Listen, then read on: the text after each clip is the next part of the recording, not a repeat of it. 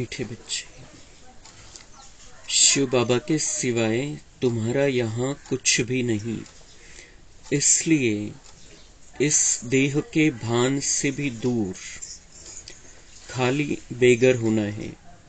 बेगर ही Prince बनेंगे। प्रश्न, drama की यथार्थ नॉलेज कौन से ख्यालात समाप्त कर देती है?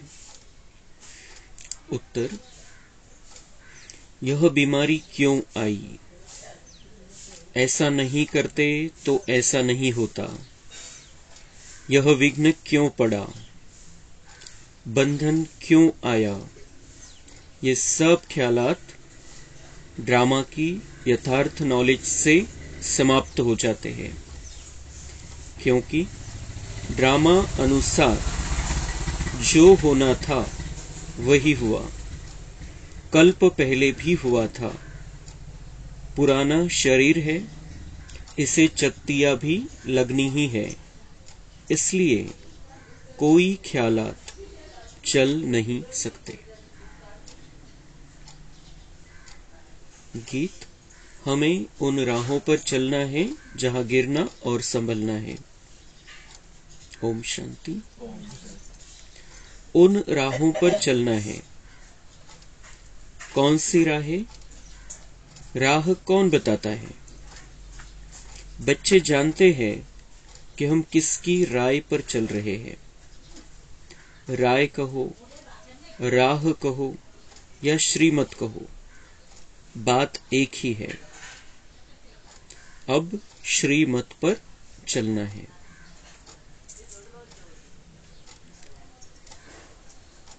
हम बाबा के मत पर अभी चल रहे हैं। बाबा जो रास्ता दिखा रहे हैं उस पर हम चल रहे हैं। बाबा जो सलाह दे रहा है, बाबा की जो राय है, उस राय पर हम चल रहे हैं और उस पर चलकर हम देवता बना रहे हैं अपने आप को। हम देवताई पद प्राप्त करने के लिए बाबा की श्रीमत पर चल रहे हैं, बाबा के बताए हुए रास्ते पर चल रहे हैं और बाबा की राय से अपने जीवन को चला रहे हैं। तर आपण चेक करायचंय की आपलं तसं चाललेलं आहे का? बाबा के बताए हुए रास्ते पर चल रहे हैं, बाबा की मत को सर्वोच्च मान रहे हैं और बाबा की राय को समझकर उस पर चल रहे हैं। चेकिंग आपण आपली करायची। सभी से उत्तम है शिव बाबा। श्री श्री श्रेष्ठ से श्रेष्ठ। श्री कृष्ण को श्री श्री नहीं कहेंगे। श्री श्री कृष्ण व श्री श्री राम नहीं कहेंगे, उनको सिर्फ श्री कहेंगे। श्रेष्ठ से श्रेष्ठ जो है वही आकर फिर श्रेष्ठ बनाते हैं। श्रेष्ठ से श्रेष्ठ है भगवान। श्री श्री अर्थात सभी से श्रेष्ठ। श्रेष्ठ का नाम बाला है। श्रेष्ठ तो जरूर देवी देवताओं को कहेंगे जो अभी नहीं है। महात्मा आदि को भी अक्षर नहीं दे सकते। अभी तुमको ऊंचे से ऊंचे परमात्मा से ज्ञान मिल रहा है। तर बाबा म्हणताय की दुनियेमध्ये आपल्या नावाच्या पुढे श्री लावण्याची पद्धत आहे। श्रीचा अर्थ आहे श्रेष्ठ। तर बाबा म्हणताय या दुनियेमध्ये श्रेष्ठ तर कोणीच नाही। एक मान द्यायचा म्हणून आपण श्री लिहितो, पण बाबा म्हणताय त्याचं सत्य हे आहे की कोणीही आज या दुनियेमध्ये श्रेष्ठ नाहीये। श्रेष्ठचा अर्थ आहे निर्विकारी, की ज्याच्यामध्ये कुठलाही विकार नाही आणि दिव्य गुणांनी भरपूर। असं या दुनियेमध्ये बाबा म्हणताय कोणीच नाहीये। आता या कलियुगाच्या अंतिम समयाला पण कोणीच नाहीये आणि संगमयुगामध्ये आपण बनतोय, बनलेलो नाहीये श्रेष्ठ। त्यामुळे आपल्या नावापुढे पण श्री नाही लावू शकत। मोठे मोठे महात्मा आहे, ऋषी मुनी आहे, त्यांच्या नावापुढे पण श्री नाही लावू शकत। बाबा म्हणते वो श्रेष्ठ नहीं है, विकार है उनमें भी। आणि काहींनी विकारांवर विजय प्राप्त केला असेल तरी एखादं काही ना काही सूक्ष्म रूपामध्ये शिल्लक राहतं इथल्या दुनियेमध्ये पण. आणि विकारांवर पण विजय प्राप्त केलेला असेल पण मागचे पाप तर भस्म होत नाहीये. इसलिए इस दुनिया में कोई भी बड़ा महात्मा है, संत है, ऋषि मुनि है, श्री नहीं लगा सकते उसके नाम के आगे, क्योंकि श्रेष्ठ नहीं है. आणि इथं किती श्री लावतात स्वतःच्या नावापुढे. श्री श्री 1008, श्री श्री 108, मग एक आहेत ते श्री श्री श्री श्री 2-4 वेळा लावतात आपल्या नावापुढे. बाबा म्हणतात एकदा पण लावू शकत नाही. कोणी श्रेष्ठ नाही या दुनियेमध्ये. डबल श्री लावू शकतं फक्त शिवबाबाच्या पहिले, श्री श्री शिवबाबा, क्योंकि वो श्रेष्ठ से श्रेष्ठ है.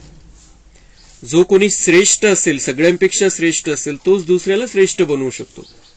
म्हणून डबल श्री लावू शकतो आपण शिवबाबांच्या पुढे. समजा शिवबाबांना म्हणू शकतो श्री श्री आहे, श्रेष्ठ से श्रेष्ठ आहे. नंतर श्री लावू शकतो आपण स्वतःला देवता बनल्यावर, जेव्हा आपण देवता स्थितीमध्ये.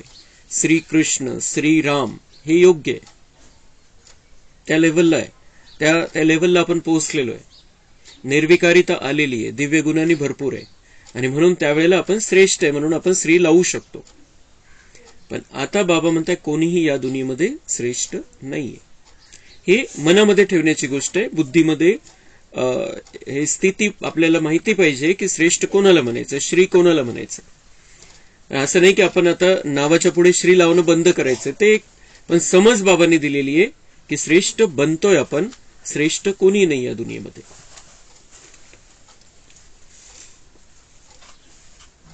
बाप बैठ सृष्टि के आदि मध्य अंत का राज समझाते हैं. भगवान रचयिता है. अब रचयिता अक्षर कहने से मनुष्य पूछते हैं सृष्टि कैसे रची गई. इसलिए यह जरूर कहना पड़ता है कि त्रिमूर्ति शिव रचयिता है.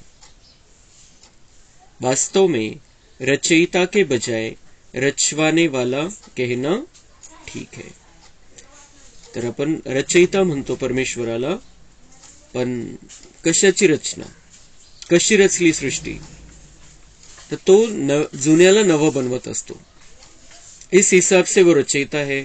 फिर ब्रह्मा विष्णु शंकर को वो उनको इमर्ज करता है, सूक्ष्म वतन की रचना करता है, उनके द्वारा कार्य कराता है. उन आत्माओं के द्वारा, ब्रह्मा के द्वारा स्थापना का कार्य करने के लिए उसके मुख को यूज करके हमें ज्ञान देता है. स्थापना का कार्य ब्रह्मा के द्वारा चलता है. फिर ब्रह्मा को और मम्मा को तैयार करता है इस नई दुनिया की पालना की स्टार्टिंग करने के लिए. और वो मतलब विष्णु का भी स्थापन करता है, लक्ष्मी नारायण को भी बनाने वाला है. ब्रह्मा के द्वारा ज्ञान देता है, लक्ष्मी नारायण के द्वारा इस सृष्टि की पालना करता है. और शंकर द्वारा विनाश, म्हणजे आपलं जे तपस्वी स्वरूप आहे त्या तपस्वी स्वरूपाचा परिणाम हा होणार आहे की दुनिया महापरिवर्तन होऊन जाईल. तो रचयिता के बजाय बाबा म्हणतात रचवाने वाला कह सकते, कारण तो सगळं करून घेतो आपल्याकडून. ब्रह्मा द्वारा दैवी कुल की स्थापना कराते हैं. ब्रह्मा द्वारा स्थापना किसकी, दैवी संप्रदाय की. शिव बाबा कहते हैं अभी तुम हो ब्रह्मा की ब्राह्मण संप्रदाय, वह है आसुरी संप्रदाय, तुम हो ईश्वरीय संप्रदाय, फिर दैवी संप्रदाय बनेंगे. बाप ब्रह्मा द्वारा सभी वेद शास्त्रों का सार भी समझाते हैं. मनुष्य बहुत मूंझे हुए हैं, कितना माथा मारते रहते हैं, बर्थ कंट्रोल हो. बाप कहते हैं मैं आकर भारत की यह सेवा कर रहा हूं. यहां तो है ही तमोप्रधान मनुष्य, 10-12 बच्चे पैदा करते रहते हैं. झाड़ वृद्धि को जरूर पाना ही है, पत्ते निकलते रहेंगे, इसको कोई कंट्रोल कर न सके. सतयुग में कंट्रोल है, एक बच्चा एक बच्ची बस. यह बातें तुम बच्चे ही समझते हो, आगे चल आते रहेंगे, समझते रहेंगे. गाया भी हुआ है अतीन्द्रिय सुख, गोप गोपियों से पूछो. यहाँ जब तुम सम्मुख सुनते हो तो सुख भासता है, फिर धंधे धोरी में जाने से इतना सुख नहीं भासता है. यहाँ तुमको त्रिकालदर्शी बनाया जाता है. त्रिकालदर्शी को स्वदर्शन चक्रधारी भी कहते हैं. मनुष्य कहते हैं फलाना महात्मा त्रिकालदर्शी था, तुम कहते हो वैकुंठनाथ. राधे कृष्ण को भी स्वदर्शन चक्र की या तीनों कालों की नॉलेज नहीं थी. तर बाबा आपल्याला सगळ्या प्रकारचं ज्ञान देतोय, सगळ्या प्रकारची समज देतोय. आपल्याला सगळं माहितीये जे राधे कृष्णला, लक्ष्मी नारायणला पण माहिती नाही, क्योंकि उनका ये अंतिम जन्म है. हमारा भी ये अंतिम जन्म है. हम नई दुनिया में जाने वाले हैं. वहां पर हमें इस ज्ञान की जरूरत नहीं, तीनों कालों को जानने की जरूरत नहीं, और जान जाएंगे तो परेशान हो जाएंगे वहां पर ही. इसलिए ये ज्ञान बाबा हम उसका काम होने के बाद, हम देवता बनने के बाद समाप्त कर देता है. और इसलिए त्रिकालदर्शी हम हैं, तीनों त्रिलोकीनाथ हम हैं. श्री कृष्ण या नारायण को त्रिलोकीनाथ नहीं कह सकते, क्योंकि उन्हें उस बात का ज्ञान ही नहीं है, समझ ही नहीं है. मग दूसरी गोष्ट बाबा सांगता है कि अभी यहां पर जब हम सुनते हैं तब हमें सुख भासता है. जब हम बाबा की बातें सुनते हैं बहुत अच्छा लगता है, लेकिन जब हम अपने काम धंधे पर जाते हैं, वो तमो प्रधान वाइब्रेशन, अगर उसके चक्कर में हम पड़ जाए, ये बातें भूल जाती है. तो जब हम मुरली सुनते हैं तभी हमें पक्का कर लेना है कि इन बातों का विचार, सागर मंथन हमें घर जाकर भी करना है. बाबा ने जो आज सुनाया उस पर हमें विचार करना है. बाबा हमें त्रिकालदर्शी बनाता है. बाबा ने हमें सारा ज्ञान दे दिया है. उस ज्ञान का मंथन करके हमें आनंद में रहना है. जसं इथं आपण थोडं स्थिर होऊन जातो मुरली ऐकताना, मन शांत होऊन जातं, सुख वाटतं आपल्याला आतल्या आत. तसं जर तशी स्थिती आपल्याला कायम ठेवायची असेल तर यातले 2-4 पॉइंट्स पकडून त्याच्यावरती आपण चिंतन करायचं, किंवा कालच्या मुरलीतले, परवाच्या मुरलीतले, जसं जे जे आपल्याला आठवेल, ज्या ज्या गोष्टी आपल्याला माहितीच नव्हत्या ज्ञानामध्ये येण्याच्या आधी, त्याच्यावरती चिंतन करून आनंदात राहायचं. फिर दुसरा बाबा म्हणताय की इथं प्रयत्न करतात की लोकसंख्या नियंत्रणामध्ये राहावी. तर लोकसंख्या तर नियंत्रणामध्ये का नाही राहणार, कारण एक एक आत्मा तर तिथून येत राहणार आहे, वरतून खाली येत राहणार है. झाड़ तो वृद्धि को पाना है, उन सब आत्माओं को नीचे पार्ट बचाना है. तर लोकसंख्या नियंत्रणात नाही राहणार, पण बाबा तेच काम करण्यासाठी आलेलं आहे, लोकसंख्या नियंत्रण. आता इथं 800 कोटी आत्मे नवी दुनियेमध्ये फक्त 9 लाख राहतील, आणि तिथं एक ते पक्का है, फिक्स है तिथं की सभी को एक लड़का एक लड़की होगी. बाकी बाबा म्हणतात इथं तर एका समाजामध्ये तर किती 10-10, 12-12 मुलं असतात, आणि आपल्याकडे पण दुसऱ्या धर्मामध्ये पण असायचे, पण आता कंट्रोल झालेले ते. पण बाबा म्हणतात खरा कंट्रोल तर सतयुगामध्ये. अविनाशी ज्ञान यज्ञ में विघ्न पड़ते हैं, कन्याओं माताओं पर भी विघ्न आते हैं. बांधे लिया कितना सहन करती है, तो समझाना चाहिए ड्रामा अनुसार, समझना चाहिए ड्रामा अनुसार हमारा पार्ट ऐसा ही है. विघ्न पड़ गया, फिर यह ख्यालात नहीं चलना चाहिए कि ऐसे नहीं करते तो ऐसा नहीं होता, ऐसे नहीं करते तो बुखार नहीं होता. हम ऐसे नहीं कह सकते. ड्रामा अनुसार यह किया, कल्प पहले भी किया था, तब तकलीफ हुई. पुराने शरीर को चत्तियां भी लगनी ही है, अंत तक मरम्मत होती रहेगी. यह भी आत्मा का पुराना मकान है. आत्मा कहती है मैं भी बहुत पुरानी हूं, कोई ताकत नहीं रही. ताकत न होने के कारण कमजोर आदमी दुख भोगते हैं. माया कमजोर को बहुत दुख देगी. हम भारतवासियों को बरोबर माया ने बहुत कमजोर किया है. हम बहुत ताकत वाले थे, फिर माया ने कमजोर बना दिया. अब फिर उन पर जीत पाते हो. तर बाबा सगळ्या गोष्टी एकत्रित करून सांगताय. बाबा कह रहे हैं कि क्या हुआ, प्रॉब्लम ये हुआ भारतवासी सबसे ताकतवान थे. क्यों ताकतवान थे? क्योंकि पवित्र रहते थे, कोई विकार नहीं था. इसलिए हमारे से ज्यादा शक्तिशाली तो कोई भी नहीं था. सतयुग और त्रेता में हम बहुत शक्तिशाली थे, और वो जो ताकत हमारी थी वैसी ताकत आज किसी में भी नहीं है. और हमारे में भी क्यों नहीं रही? हमारे में माया ने प्रवेश कर लिया, विकारों ने प्रवेश कर लिया, विकारी जीवन झालं, आणि म्हणून द्वापरपासून आपली ताकद कमी होत गेली. तर आत्म्याची ताकद कमी होत गेली, मग आपली ताकद कमी होत गेली. त्याप्रमाणे दुनियावाल्यांना पण ते व्हायब्रेशन मिळाले, ते पण, आणि त्यांच्यामध्ये ती क्वालिटी नव्हतीच, पण इथं आल्या आल्या तर थोडे फ्रेश, चांगले राहिले, पवित्र राहिले. पण परत या त्यांचे ते संस्कार जुने जागृत झाले, आणि आपले व्हायब्रेशन आणि त्यामुळे ते पण विकारी तमोप्रधान बनत गेले. तो सभी आज कमजोर हो गए हैं और हम आत्मा कमजोर हो गई है, इस कारण से शरीर भी कमजोर हो गया है. आत्मा का प्रभाव शरीर पर पडता है. तर आता जर खास आपल्याला जे नव्या दुनियेमध्ये निरोगी राहायचंय, शक्तिशाली स्थितीमध्ये राहायचंय, तर जी द्वापरमध्ये चूक झाली तिला दुरुस्त करायचंय आपल्याला. कमजोरी आत्मा में आ गई है मेन, तो कमजोरी को दूर करने के लिए हमें पवित्रता को धारण करना है. और पवित्रता को धारण करने के लिए बाबा के साथ योग रहना चाहिए. तो जितना योग बढ़ता जाएगा, जितना बाबा से प्यार बढ़ता जाएगा, जितना हम बाबा के कहने पर चलेंगे, उतना हमारी ताकत बढ़ती जाएगी. और फिर ये शरीर जो हमें नया मिलेगा नई दुनिया में, वो बहुत ताकतवान रहेगा.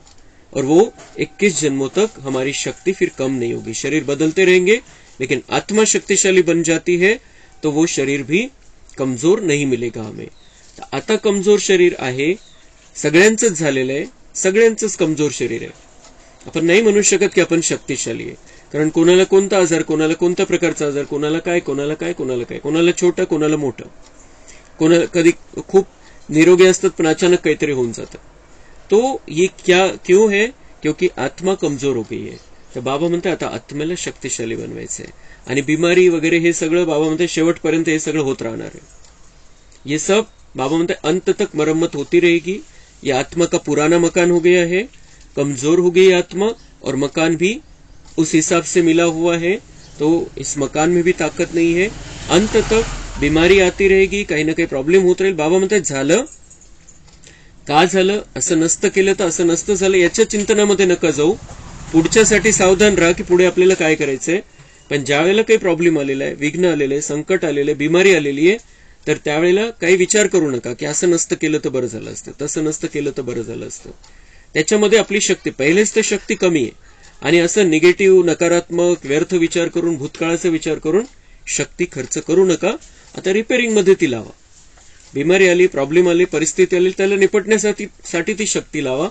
मागचं काही विचार करायचा नाही. ते खूप छोटे छोटे गोष्टी असतात, पण आपल्याला ज्यावेळेस तसं प्रकारच्या परिस्थितीमध्ये आपण राहतो त्यावेळेला खूप महत्वाच्या असतात त्या गोष्टी, की बाबांनी काय सांगितलं होतं ते आठवायचं. आपण ज्या वेळेला ते झालेलं आहे त्यावेळेला आपण आठवायचं की बाबांनी काय सांगितलं होतं त्या मुरलीमध्ये. तो फिर हम अपने आप को सेट कर लेंगे और उस परिस्थिति से निपट लेंगे. बीमारी भी चली जाएगी, बीमारी में भी हमें इलाज मिल जाएगा, हम इलाज कर लेंगे, सब कुछ हो जाएगा. लेकिन पहले हमें अपने मन को स्थिर रखना है. ये क्यों हुआ, ऐसा क्यों हुआ, मेरे साथ ही क्यों होता है, मलाच असं का बरं, मलाच इतका आजारपण का बरं, मी कोणाचं काय वाईट केलेलं आहे. ये सब बातें व्यर्थ की बातें हैं. जे काही होतं ते ड्राम्यानुसार होतं. जे काही आपले मागचे 63 जन्माचे कर्माचे हिशोब आहे त्यानुसार होत असतं. आणि इथं काही प्रॉब्लेम परिस्थिती येत आहे तर ते खूप चांगलं आहे. स्वतःला ही वारंवार ही गोष्ट आपण समजून सांगायची आहे की जे काही इथं होतंय ते खूप चांगले. बिमारी असू द्या, संकट असू द्या, परिस्थिती असू द्या. धर्मराजपुरीमध्ये जर ते झालं, इथं नाही निघाला हिशोब आणि तिथं हिशोब निघाला, तर बाबा नाही मदतीला. मग खूप सजा भोगाव्या लागतील आणि त्या सजांचा खूप त्रास आपल्याला होईल. आज जे काही होतंय त्याच्यामध्ये बाबांना आपण सोबत ठेवू शकतोय. बाबांचं ज्ञान आहे, बाबांची शक्ती आहे, बाबांचे वरदान आहे, बाबांचे व्हायब्रेशन आहे. सगळं काही प्राप्त करून आपण त्याच्यामधून बाहेर पडू शकतो. म्हणून जे नंतर निघणारे उलट आपण आवाहन करायचे की आत्ताच येऊन जा. धर्मराजपुरीमध्ये होण्यापेक्षा आताच आपल्याला त्या मागच्या हिशोबातून मुक्त व्हायचे. क्योंकि बाबा साथ में है तो हर बात को हम बहुत इजीली ले सकते हैं. खूप आरामात त्याला आपण घेऊ शकतो आणि त्याच्यामधून बाहेर पडू शकतो. म्हणून बाबा म्हणतात कोणावर कोणी बांधलेली माता आहे त्यांच्यावरती पण काही विघ्न अत्याचार होतात, काही कोणत्याही प्रकारचा प्रॉब्लेम आहे, मानसिक त्रास आहे, शारीरिक त्रास आहे, काही होत आहे, तर त्याच्यामध्ये कोणत्याही प्रकारचं व्यर्थ चिंतन नाही करायचं. ये होने वाला है, जो होना है वही हो रहा है. हमें बाबा मिला है और बाबा के साथ से हम किसी भी परिस्थिति से बाहर निकल सकते हैं. कोई भी मुश्किल, कोई भी परिस्थिति मेरे बाबा से बड़ी नहीं है. मेरा बाबा बड़ा है और मैं शक्तिशाली हूं. या स्थितीमध्ये आपल्याला राहायचं. भले ही समज आपल्याला मिळालेली आहे की आपण कमजोर झालेलो आहे, आत्मा कमजोर झालेली आहे, पण आपली ओरिजिनल स्थिती आठवून आपल्याला त्या स्थितीमध्ये पोहोचायचं. आपण असं नाही विचार मैं तो कमजोर हूं, ऐसे तो होने वाला है, हे नाही. बाबांनी ही समज दिली आपल्याला की कमजोर झालेले म्हणून ही स्थिती झाली, पण कमजोरलाच बाबांनी निवडलेलं आहे और बाबा शक्ति भर रहा है। और हमारी शक्ति में जब बाबा की शक्ति मिक्स हो जाती है तो हम कमजोर काय के?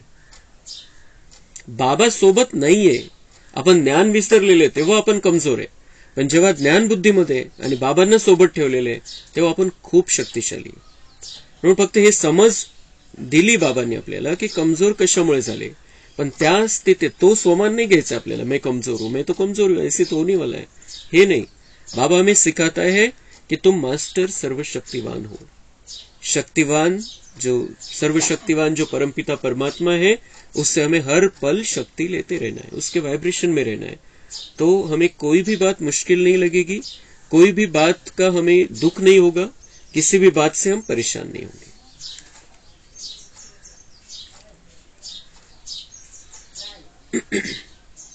बेगर से प्रिंस। बाबा कहते इस शरीर के भान से भी दूर खाली हो जाओ, तुम्हारे यहाँ कुछ है नहीं सिवाय एक शिव बाबा, दूसरा न कोई, तो तुमको बहुत बेगर बनना पड़े। युक्तियां भी बताते रहते हैं, जनक का मिसाल, गृहस्थ व्यवहार में रहते कमल समान रहना है, श्रीमत पर चलना है, सब सरेंडर भी कर देना है। जनक ने सब कुछ दिया, फिर उनको कहा कि अपनी मिल्कियत तुम संभालो और ट्रस्टी होकर रहो। हरिश्चंद्र का भी दृष्टांत है। बाबा म्हणते कहाण्या बनलेले आहे, हे तुमचेच यादगार आहे। तुम्हाला मी युक्त्या सांगत राहतो कि जैसे जनक का मिसाल दिया जाता है वैसा तुम रहो, कमल फूल के जैसा रहो। राहायचं संसारामध्येच आहे, पण कमळाच्या फुलासारखं राहा, परिणाम नका होऊ दे या संसाराचा, व्यक्तीचा, वस्तूचा किंवा वैभवाचा आपल्यावरती परिणाम नाही झाला पाहिजे। मी आत्मा एक स्वतंत्र आत्मा आहे, मी आत्मा निराकारी दुनियेमध्ये राहणारी आत्मा आहे, मी इथं आलेलो आहे, मी पाहुणा आहे, पाठधारी आहे, या भावनेने राहा। तर बाबा म्हणताय की तुम्हाला कुठल्याही प्रकारचा प्रभाव नहीं पडणार या दुनियेचा। और क्या कहा बाबा ने कि ये शरीर भी मेरा नहीं, इस शरीर के भान को भी भूल जाओ, इतना बेगर बन जाओ कि माझं काहीच नाही। ती फकीरी आली पाहिजे। जो फकीर रहता है वो मस्त मौला रहता है, त्याला कशाची चिंता फिकीर नाही राहत। भिकारी नाही, बेगरचा इंग्लिशमध्ये अर्थ, इंग्लिश जो बेगर शब्द आहे त्याचा अर्थ भिकारी असा होतो, पण भिकारी नाही बनायचंय आपल्याला, फकीर बनायचंय। फकीर जो मस्त स्थितीमध्ये राहतो, त्याने सगळ्या गोष्टीचं वैराग्य असतं, त्याला कशाच्या प्रभावामध्ये अटकत नाही, कशाच्या लगावामध्ये तो येत नाही। ऐसी फकीरी हमें लानी है। मेरा कुछ नहीं, सब कुछ बाबा का है। तो जनक का क्या मिसाल है कि उसने सब कुछ अर्पण कर दिया पर उसको ही संभालने लगाया गया। तो ऐसे ही हम बाबा को सब कुछ अर्पण कर देते हैं मन बुद्धि से कि ये सब कुछ तेरा है, और बाबा ले नहीं लेता है हमारे से। बाबा कहता है तुम संभालो, मेरा समझकर संभालो, तो त्याच्यामधून आपल्याकडून काही पाप नहीं होणार। मग बाप समझाते हैं बच्चे, तुम अगर बीज नहीं बोएंगे तो तुम्हारा पद कम हो जाएगा। फॉलो फादर, तुम्हारे सामने यह दादा बैठा है, बिल्कुल ही शिव बाबा और शिव शक्तियों को ट्रस्टी बनाया। शिव बाबा थोड़ी बैठ संभालेंगे, यह अपने पर थोड़ी बलि चढ़ेगा, इनको माताओं पर बलि चढ़ना पड़े, माताओं को ही आगे करना है। बाप आकर ज्ञान अमृत का कलश माताओं को ही देते हैं। मनुष्य को देवता बनाए, लक्ष्मी को नहीं दिया है। इस समय यह है जगत अम्बा, सतयुग में होगी लक्ष्मी। जगत अम्बा का गीत कितना अच्छा बना हुआ है, उनकी बहुत मान्यता है। बहुत सौभाग्य विधाता कैसे है, उनको धन कहाँ से मिलता है? क्या ब्रह्मा से, कृष्ण से? नहीं, धन मिलता है ज्ञान सागर से। यह बड़ी गुप्त बातें है ना। तो जगत अम्बा लक्ष्मी बनती है, जगत अम्बा के पास सब कुछ है, जगत अम्बा के पास सब जाते हैं अपनी मनोकामना पूर्ण करने के लिए। तो उसको कौन देता है? लेकिन क्या कृष्ण देता है, ब्रह्मा देता है? बाबा बोलता है नहीं। कौन देता है उसको? ज्ञान सागर। ज्ञान सागर से वो लेती है और सबको बांटती है इस संगम युग पर, और उस कारण उसका यादगार चला आता है। भगवान उवाच है सबके लिए। भगवान तो सबका है ना। बाबा ये सारी बातें सबके लिए, सभी धर्मों वालों के लिए, सबके लिए। भगवान सबका है, मैं सबका हूं। असं नहीं कि फक्त हिंदूंचा है। बाबा म्हणता मैं हिंदुओं का भी हूं, मुसलमानों का भी हूं, क्रिश्चियन का भी हूं, बौद्धियों का भी हूं, जैनों का भी हूं, और जितने भी धर्म है, मैं सबका भगवान हूं। और इसलिए ये सारी मेरी बातें सबके लिए हैं। सब धर्म वालों को कहते हैं माम एकम याद करो। मैं सब धर्म सब धर्म वालों को कहता हूं कि मुझे याद करो। क्यों? क्योंकि पापों को दग्ध करना है। भल शिव के पुजारी भी बहुत है, परंतु जानते कुछ भी नाही। माझे भक्त, माझी पूजा करणारे पण, त्यांना पण माझ्याबद्दल काही माहिती नाही बाबा म्हणतात, लेकिन हम सब जान गए। अब वह हुई भक्ति। अब तुमको ज्ञान कौन देते हैं? Most believed father. Shri Krishna को ऐसे नहीं कहेंगे, उनको सतयुग का प्रिंस कहेंगे। भल श्री कृष्ण की पूजा करते हैं, परंतु यह ख्याल नहीं करते कि वह सतयुग का प्रिंस कैसे बना। पहले हम भी नहीं जानते थे जी श्री कृष्णाची आत्मा आहे ब्रह्मा बाबा पण म्हणताय मलाही माहिती नव्हतं की श्रीकृष्ण, मी श्रीकृष्ण कसं काय बनलो होतो। मला मी श्रीकृष्ण होतो हेच माहिती नव्हतं, तर मी श्रीकृष्ण बनलो कसा हे मला माहिती नव्हतं। जो श्रीकृष्ण की आत्मा है वही कह रही है, ये मैं भी नहीं जानता था, बाबा ने बताया तब समझ में आया।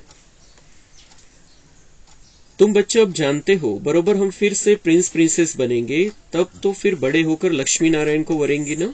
यह नॉलेज है ही भविष्य के लिए। इसका फल 21 जन्मों के लिए मिलता है। कृष्ण के लिए नहीं कहेंगे कि वह वर्षा देते हैं, वर्षा बाप से मिलता है। जैसे जगदम्बा को भी बाप से वर्षा मिलता है, वैसे वर्षा हमें भी जगदम्बा से नहीं मिलता है, श्री कृष्ण से नहीं मिलता है, ब्रह्मा से नहीं मिलता है, डायरेक्ट शिव बाबा से मिलता है। शिव बाबा राजयोग सिखलाते हैं। ब्रह्मा के मुख से हजारों ब्राह्मण निकलते, उन्हों को ही यह शिक्षा मिलती है। सिर्फ तुम ब्राह्मण हो कल्प के संगम युग के, बाकी सारी सृष्टि है कलयुग की।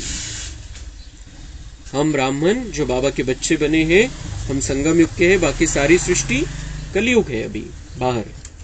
वह सब कहेंगे अब हम कलयुग में हैं, तुम कहेंगे हम संगम पर हैं। आपलं उत्तर काय पाहिजे? आपण आता संगम युगामध्ये, कलयुगामध्ये आपण नाहीये, तो कलयुग के प्रभाव में नहीं रहना है। इस दुनिया में रहते हुए अलग रहना है, न्यारा रहना है। हम संगम युगी आत्माएं हैं, हमारे लिए संगम युग है, दुनिया में कलयुग चल रहा है, दुनिया वालों के लिए कलयुग है। हमें वो सेवा करनी है कि उनको भी संगम पर लेकर आना है। हमें कलयुग की तरफ नहीं भागना है, हमें कलयुग के आकर्षण में नहीं रहना है, हमको उनको इधर लाना है, उधर हमको नहीं जाना है। यह बातें कहीं है नहीं, यह नई नई बातें दिल में रखनी है। भगवान, ये नई नई बातें कहीं नहीं मिलेंगी, कहीं नहीं लिखी हुई है। ये सारी बातें पक्की कर लेनी, दिल में रखनी है, म्हणजे पक्की कर लेनी है। मुख्य बात है बाप और वर्षे को याद करना। अगर पवित्र नहीं रहेंगे तो योग कभी नहीं लगेगा। लॉ नहीं कहता, इसलिए इतना पद भी नहीं पा सकेंगे। अगर पवित्र नहीं रहेंगे तो योग नाही लगेगा। म्हणजे त्या स्थितीमध्ये राहून बाबांशी योग लावायचा आपण, तर योग लागेल। योगाच्या द्वारे पवित्र होणार आहे, पण बाबा म्हणतात मन पण पवित्र पाहिजे। स्वच्छ मनाने स्वच्छ बुद्धीने तुम्ही योग लावा। पवित्रता केव्हा येईल? योगच्या आधाराने। पण बाबा काय म्हणताय की पवित्र नाही रहेंगे तो योग भी नहीं लगेगा, म्हणजे स्वतःला त्या स्थितीमध्ये स्थित करून आपल्याला योग लावावा लागेल। मैं पवित्र शुद्ध आत्मा हो, सगळं कचरा सगळे विकार विसरून मग बाबांच्या आठवणीमध्ये जर आपण बसलो तर कनेक्शन लागेल, मग त्यातून करंट येईल आणि मग आपण पवित्र बनू। पवित्रता बिगर योग लगेगा नहीं, माया लगाने नहीं देगी। क्यों नहीं लगेगा? माया नहीं लगा। हमारे जो विकार है अंदर, जो कमजोर संस्कार है, वो हमें दूर लेकर जाएंगे बाबा। दूसरी बातें याद आती रहेगी, तो हमें अपने आप को पक्का करा के बैठना है बाबा की याद में, तो फिर ये माया कुछ नहीं कर पाएगी। पण आपण असंच काहीतरी चलो बाबा की याद में बैठते, असंच जर आपण साधारण रीतीने जाऊन बसलो तर होणार नाही। हमें पक्का करना है कि अभी माया के प्रभाव से दूर और बाबा की छत्र छाया में मुझे बैठना है। सच्चे दिल पर साहेब राजी होगा। सच्चे दिल से बाबा के सामने बैठना है। बाबा म्हणते तो साहेब राजी होगा, माया कुछ नहीं कर पाएगी। जो विकार में जाते रहते कहते हैं मैं शिव बाबा को याद करता हूं, यह तो अपनी दिल खुश करते हैं।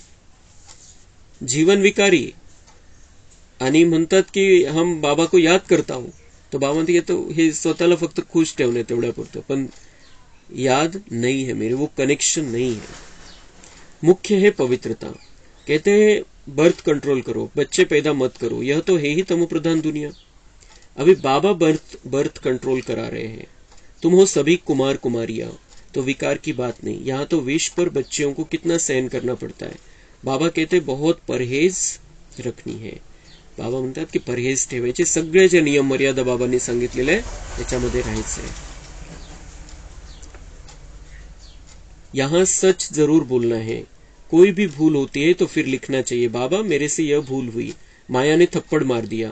बाबा को तो बहुत लिखते भी है, आज हमारे में क्रोध का भूत आ गया, थप्पड़ मार दिया। आपकी तो मत है थप्पड़ नहीं मारना चाहिए। तो बाबा मतलब कोई भी भूल हो जाए तो मुझे बता देना चाहिए, तो फिर आगे के लिए मैं ताकत दूंगा और आपको भी जो पश्चाताप हुआ है उस कारण से अंदर परिवर्तन होगा। तो दिखलाते हैं कृष्ण को ओखरी से बांधा, यह तो सब झूठी बातें हैं। श्री कृष्ण सतयुगाचा पहिला राजकुमार, 16 कला संपन्न, सर्व गुणांनी संपन्न, संपूर्ण निर्विकारी, संपूर्ण अहिंसक, त्याला त्याच्या आईला बांधून ठेवायची गरज नाही पडणार। श्रीकृष्णाला बांधून ठेवायची गरज नहीं पड़णार। बाबा म्हणता ये सारी कहानियां बना दी गई है। तो अतिशय सुंदर, अतिशय श्रेष्ठ आत्मा थी, उसको उसकी मां बांध कर रखे, ये नहीं हो सकता है। मग त्याच्यातून बाबा आपल्याला शिकवतो कि बच्चों को प्यार से शिक्षा देनी चाहिए, मार नहीं देनी चाहिए। थप्पड़ मारना क्रोध की निशानी हो जाती है। भोजन बंद करना, मिठाई न देना, ऐसे सुधारना चाहिए। सो भी महात्मा पर क्रोध करते हैं, छोटे बच्चे महात्मा समान होते हैं ना, इसलिए थप्पड़ नहीं मारना चाहिए, गाली भी नहीं दे सकते। तर आपल्या समोर जे असतील, ज्यांच्याकडे लहान मुलं आहे, आपले नातू वगैरे असतील, तर त्यांच्याविषयी बाबा म्हणताय की ये बात सदा बुद्धि में रखनी है कि बच्चों पर क्रोध नहीं करना है, थप्पड़ नहीं मारना है। काय करू शकता जास्तीत जास्त, भोजन बंद करना, मिठाई न देना, ऐसे सुधारना चाहिए। हे कोणाविषयी आहे, छोटे 1, 2, 3 वर्षाचे बच्चे। आता 5 वर्षाच्या मुलाला जर असं केलं तर तमोप्रधान दुनिया, ते काय करून घेतील सांगता येत नाही। एखाद्याने घरामध्ये 500 रुपये मागितले, त्याला 100 हातात दिले तर आत्महत्या करतात, अशी परिस्थिती आलेली आहे। तो वो ये बात बाबा क्या किसके बारे में कह रहा है, 1, 2 साल 3 साल के छोटे छोटे बच्चे, त्यांना क्रोध नहीं करायचा है, थप्पड़ नहीं मारायचे, त्यांना सुद्धा, बड़ों को तो मार ही नहीं सकते। अब छोटे बच्चों को भी उनको कैसे सुधारना है, भोजन बंद करना, मिठाई न देणं, म्हणजे त्याला जे आवडत असेल ते नाही द्यायचं काही वेळापुरतं, पण असं नाही की रागाने काही सांगायचं, त्याला ते मनामध्ये बसून जातं, घर करून राहतं मग।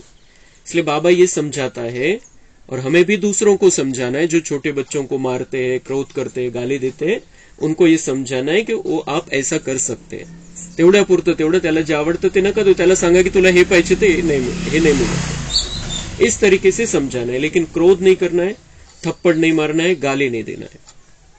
ये तो छोटे बच्चों को भी नहीं कर सकते, तो बड़ों को तो सवाल ही नहीं है। अब तो ऐसा कर्म नहीं करना चाहिए जो ख्याल में आए हमने यह विकर्म किया, अगर किया तो फौरन लिखना चाहिए, बाबा हमसे यह भूल हुई, हमें क्षमा करो, आगे नहीं करेंगे, तौबा करते हैं। वहां भी धर्मराज सजा देते हैं तो तौबा करते हैं, आगे फिर नहीं करेंगे। बाबा बहुत प्यार से कहते हैं, लाडले सपूत बच्चे, प्यारे बच्चे, कभी झूठ नहीं बोलना। बाबा बहुत प्यार से कह रहे हैं कि मेरे से कभी झूठ नहीं बोलना, मेरे को सच बताना। मग युक्तीने आपण जे नियमांचं पालन करण्यासाठी, मर्यादेमध्ये राहण्यासाठी आपण युक्ती करत असतो, ती गोष्ट वेगळी आहे। लेकिन बाबा कह रहे हैं कि मेरे से झूठ नहीं बोलना, मेरे से कुछ नहीं छुपाना, सच बता देना मुझे, और ये पक्का कर लेना कि आगे से नहीं होगा। कुछ भी गलत हो जाए, विकारों का कुछ भी हो जाए, तो बाबा को सच सच बता देना, पक्का प्रण कर लेना बाबा के सामने कि मैं आगे से नहीं करूंगा, तो बाबा भी शक्ति देगा। कदम कदम पर राय पूछना है, तुम्हारा पैसा अब लगता है भारत को स्वर्ग बनाने में।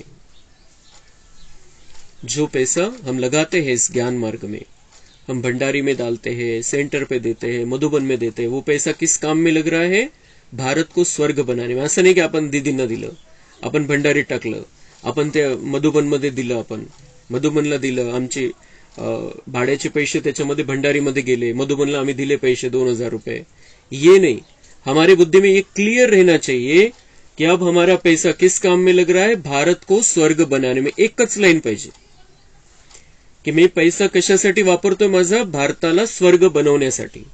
चाहे हम भंडारे में डाले, चाहे हम सेंटर पे दे, कुछ भी, लेकिन हमारा पैसा किस काम में लग रहा है, भारत को स्वर्ग बनाने में। हे कायमसाठी ही लाईन आपण लक्षात ठेवायची। जब भी हम पैसा दे रहे हैं, जब भी हम भंडारी में पैसा डाल रहे हैं, क्लियर पाहिजे ये भारत को स्वर्ग बनाने के लिए। त्याचा मग उपयोग सेवेमध्येच होणार आहे। तो कौड़ी कौड़ी हीरे समान है, हमारी कौड़ी कौड़ी, हमारा रुपया हीरे समान है, क्योंकि वो हीरा बनकर रिटर्न मिलने वाला है हमको नई दुनिया में। यहाँ पे हम जो लगाते हैं उसका रिटर्न जैसे हीरे के रूप में हमें मिलेगा वहां पर।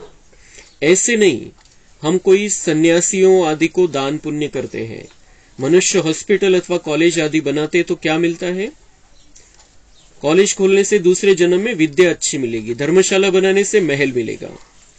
यहां तो तुमको जन्म जन्मांतर के लिए बाप से बेहद का सुख मिलता है। वो कॉलेज खोलते हैं, धर्मशाला बनाते हैं, हॉस्पिटल बनाते हैं, उनको उसका रिटर्न दूसरे जन्म में उस रूप में मिलेगा। हम क्या कर रहे हैं, अभी भारत को स्वर्ग बनाने में लगा रहे हैं। हम कोई साधु सन्यासियों को नहीं दे रहे हैं, जो बाबा का कार्य चल रहा है उसमें हम पैसे लगाते हैं। तो उससे हमें क्या मिलेगा, जन्म जन्मांतर का बेहद का सुख। भारत को स्वर्ग बनाने के लिए पैसा लगा रहे हैं तो हम स्वर्ग में रहने के लिए जाएंगे, बस इतना सिंपल है। बेहद की आयु मिलती है, इससे बड़ी आयु और कोई धर्म वाले की होती नहीं। हम उस दुनिया में जाएंगे, ऐसी आयु हमें मिलेगी जो किसी भी धर्म वाले की नाही आहे। इतकं आयुष्य कोणालाच नाही, जितकं आपल्याला राहील 150 वर्ष तितकं कोणालाच राहणार नाही। आता ते कलियुगामध्ये आपण बघतो की असे 2-5 जण आहेत इथं पण की ज्यांचं 150 वर्ष आयुष्य आहे, 125-150 असे झालेले, पण ते त्यांचा एक हिशोब असतो, काहीतरी त्यांना त्या शरीरामध्ये राहून त्यांचं चाललेलं आहे ते हिशोब चुकतू करण्याचं काम, वेगवेगळे कारण आहे त्यांचं, कसरत, व्यायाम, खानपान, त्या सगळ्या गोष्टी, पण खूप कमी आहे। पण आपण जे सतयुगामधली आत्मा आहे, प्रत्येकाचं आयुष्य 150 वर्ष राहणार आहे। तो इतनी आयु तो बाबा म्हणते किसी धर्म वाले की नहीं, कम आयु भी यहाँ की गिनी जाती है। तो अब बेहद के बाप को चलते फिरते उठते बैठते याद करेंगे, तब ही खुशी में रहेंगे। कोई भी तकलीफ हो तो पूछो, बाकी ऐसे थोड़ी गरीब होंगे, कहेंगे बाबा हम तो आपके हैं, अब हम आपके पास बैठ जाते हैं। ऐसे तो दुनिया में गरीब बहुत है, सब कहे हमको मधुबन में रख लो, ऐसे तो लाखों इकट्ठे हो जाए, यह भी कायदा नहीं। तुमको गृहस्थ व्यवहार में रहना है, यहाँ ऐसे रह नहीं सकते। तर बाबा म्हणता है कि गरीब है, कुछ भी है, अपने घर में रहो, वहां ही सेवा करो। ऐसे नहीं कि सब गरीब है तो सबको यहाँ पर बिठा ले मधुबन में, ऐसा नहीं होता है। ज्यांची सेवा आहे, जे सेवा करू शकतात त्या हिशोबाने तिथं समर्पित करून घेतलं जातं, बाकी तो हमको अपने अपने घर में रहना है। धंधे में हमेशा ईश्वर अर्थ 1-2 पैसा निकालते हैं। बाबा कहते अच्छा तुम गरीब हो, कुछ भी नहीं निकालो, नॉलेज को तो समझो और मनमना भव हो जाओ। तुम्हारी मम्मा ने क्या निकाला, फिर वह ज्ञान में भी तीखी है, तन मन से सेवा कर रही है, इसमें पैसे की बात नहीं। बहुत बहुत करके 1 रुपया दे देना, तुम्हें साहूकार जितना मिल जाएगा।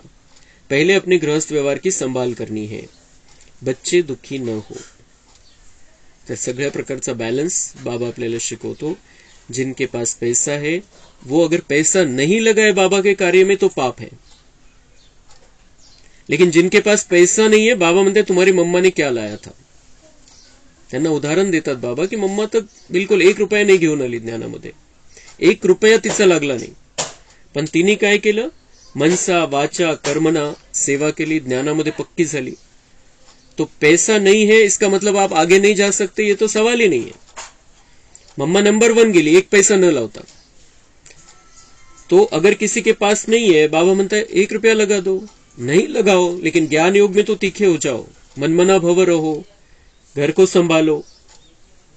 पण ज्यांच्याकडे पैसा आहे, पैसा असून आपण बाबांना वारिस नाही बनवलं तर बाबा पण आपल्याला वारिस नाही बनवणार, हे तर पक्का आहे।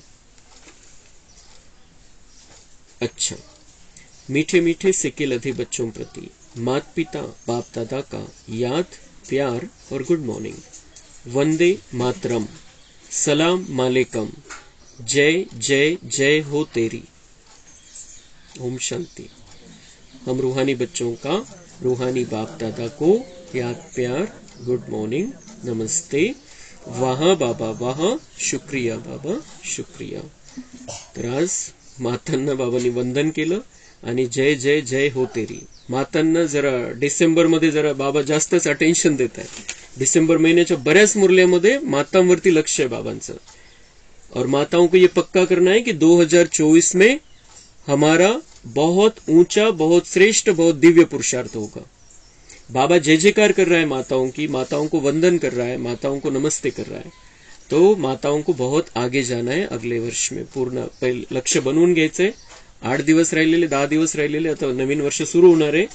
तर 2024 आपलं सगळ्यात श्रेष्ठ पुरुषार्थाचं वर्ष राहील, हे पक्क करायचंय। धारणा के लिए मुख्य सार है, ऐसा कोई कर्म नहीं करना है जिसके पीछे ख्याल चले, तोबा तोबा, पश्चाताप करना पड़े। झूठ नहीं बोलना है, सच्चे बाप से सच्चा रहना है। भारत को स्वर्ग बनाने में अपनी एक एक पौड़ी सफल करनी है। ब्रह्मा बाप समान सरेंडर हो, ट्रस्टी बनकर रहना है। वरदान है, हर आत्मा के संबंध संपर्क में आते सब प्रश्नों से पार रहने वाले सदा प्रसन्न चित्त भव। हर आत्मा के संबंध संपर्क में आते कभी चित्त के अंदर यह प्रश्न उत्पन्न न हो कि यह ऐसा क्यों करता या क्यों कहता, यह बात ऐसे नहीं ऐसे होनी चाहिए। जो इन प्रश्नों से पार रहते हैं वही सदा प्रसन्न चित्त रहते हैं। लेकिन जो इन प्रश्नों की क्यों में चले जाते, रचना रच लेते, तो उन्हें पालना भी करनी पड़ती, समय और एनर्जी भी देनी पड़ती। इसलिए इस व्यर्थ रचना का बर्थ कंट्रोल करो। तर बाबा म्हणताय, प्रश्न निर्माण नका करू, प्रश्नांना जन्म नका देऊ। जन्म दिला प्रश्नांना तर त्याची पालना पण करावी लागेल। म्हणजे ते प्रश्न तुम्हाला कुठे घेऊन जातील काही सांगता येत नाही। तर लोकसंख्या नियंत्रणचा विषय होता आजच्या मुरलीमध्ये। तर बाबा म्हणतात, तुम्हाला नियंत्रण कोणतं करायचं? व्यर्थ रचना का बर्थ कंट्रोल करो। या व्यर्थ प्रश्नांना जन्म नका देऊ, येऊच नका देऊ मनामध्ये, तर मग प्रसन्न चित्त स्थिती राहील। स्लोगन है, अपने नयनों में बिंदु रूप बाप को समा लो तो और कोई समा नहीं सकता। बाबांनाच बघत राहायचंय, दुसऱ्यांना बघत राहू तर बाबा नहीं दिसणार। तो बाबा को ही देखते रहना है सदा। अच्छा, ओम शांति।